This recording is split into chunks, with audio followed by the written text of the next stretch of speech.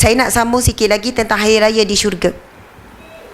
Ibnu Rajab Al-Hambali berkata, adapun hari raya kaum muslimin di syurga, maka ia adalah hari-hari di mana mereka menziarahi Tuhan mereka, lalu disambut dengan penghormatan yang besar.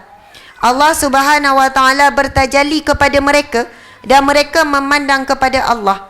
Maka tidak ada suatu pemberian yang lebih disukai oleh ahli syurga daripada pemberian ini. Saling berpandangan. Hari Jumaat dikenali di kalangan ahli syurga sebagai hari Yaumul Al-Mazid, iaitu hari yang bertambah-tambah kebahagiaan.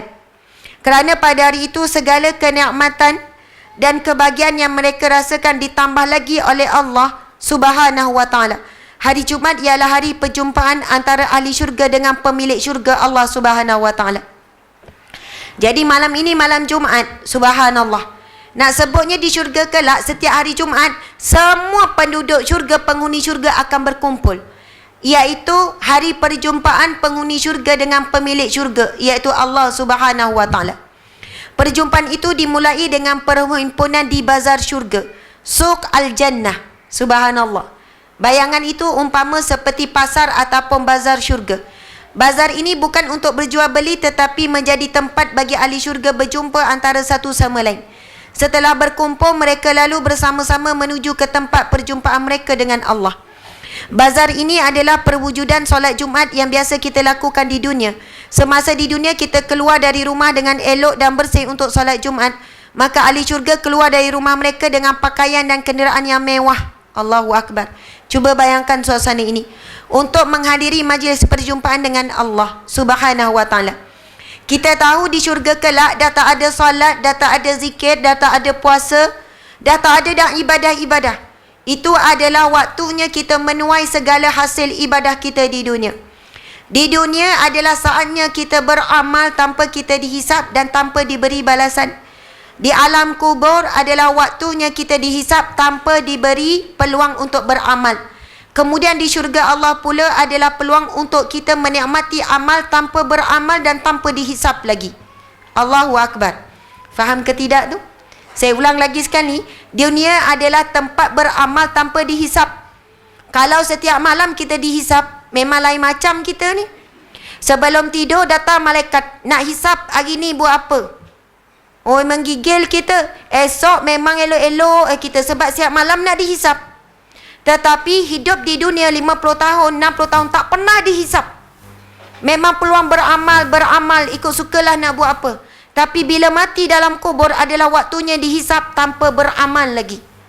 Tetapi bila kita masuk dalam syurga, insya-Allah mudah-mudahan kita semua akan dipanggil masuk ke dalam syurga Allah. Amin ya rabbal alamin. Adalah waktunya adalah untuk menikmati amal tanpa beramal dan tanpa dihisap. Allahu Akbar. Jadi dalam ini saya nak bacakan sabda Nabi sallallahu alaihi wasallam.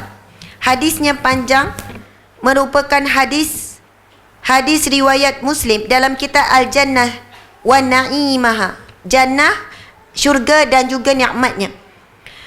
Maksud daripada sabda Nabi ini, sesungguhnya di syurga ada sebuah bazar suq yang dikunjungi setiap Jumaat. Maka bertiup kepada mereka angin sejuk yang menyentuh wajah dan pakaian mereka dengan kasturi. Allahu Akbar. Mereka pun semakin bertambah tampan dan indah. Mereka lalu kembali kepada isteri mereka yang menyambutnya dengan ucapan, kamu semakin tampan. Subhanallah. Maksudnya suami ni pergi jumpa isteri, lalu isteri kata, kamu semakin tampan. Mereka menjawab, kamu juga demi Allah semakin cantik dan kamu semakin indah. Maksudnya pada hari Jumaat Allah akan berikan kelebihan, menambah-nambahkan lagi keindahan ahli syurga. Lalu suami isteri bila saling bertemu, saling berkata, ya Allah kamu semakin tampan. Suami pula berkata, kamu semakin cantik, kamu semakin indah. Saya sebenarnya nak ucap terima kasih juga pada kameraman ni. Sebab ada yang saya kenal dan kebanyakannya wajah yang tiga-tiga ni selalu juga saya tengok. Daripada Khalifah, untuk semua daripada majlis ilmu ke, subhanallah. Bukan ya? Nantilah kita tanya semula. Subhanallah. Sebab mereka sangat banyak membantu dalam kerja dakwah ni. Maksudnya mereka bantu untuk sebarluaskan lagi. Buat video-video pendek ini di antara mereka yang rajin yang buat. Sebab video pendek kat tu saya sendiri tak pernah buat. Kita tak ada tim lagi, tapi mereka lah yang banyak memudahkan umat Islam nak dengar. Kita kadang ceramah 2 jam, boleh bertahan 2 minit je tidur. Tapi bila 10 minit dan sebagainya, memudahkan orang buat tajuk kecil. Dia orang lah kena buat study sikit, nikah, tajuk, dan mereka buat dengan amanah, mudah-mudahan insya-Allah. Jadi tajuk kita adalah sakinah, mawaddah, warahmah, iaitu tenang, kasih sayang. Itu daripada firman Allah Subhanahu wa taala. A'udzubillahi minasyaitonirrajim. Bismillahirrahmanirrahim. Wa min ayatihi an khalaqalakum min anfusikum azwajan litaskunu ilaiha wa ja'ala bainakum mawaddatan wa rahmah. Inna fi zalika, Allah Subhanahu wa taala berfirman yang bermaksud, wa min ayati, di antara tanda-tanda kebesaran Allah, kehebatan Allah dijadikan daripada kamu, pasangan kamu sendiri, litaskunu ilaiha, supaya kamu rasa tenang dan tenteram dengannya, wa ja'ala bainakum mawaddatan, dan dijadikan di kalangan kamu saling berkasih sayang, warahmah, dan belas kasihan. Allahu Akbar. Jadi sebuah rumah tangga yang bahagia di dunia dan bahagia di akhirat, dia perlu ada 3 ciri ni dalam rumah tangganya. Berusahalah untuk dapat 3 ciri ni dalam sebuah rumah tangga. Yang pertama, rumah tangga itu ada sakinah, ada rasa tenang. Kita tengok muka suami kita, tenang tak muslimat sekalian? InsyaAllah. Allahu Akbar. Astaghfirullah.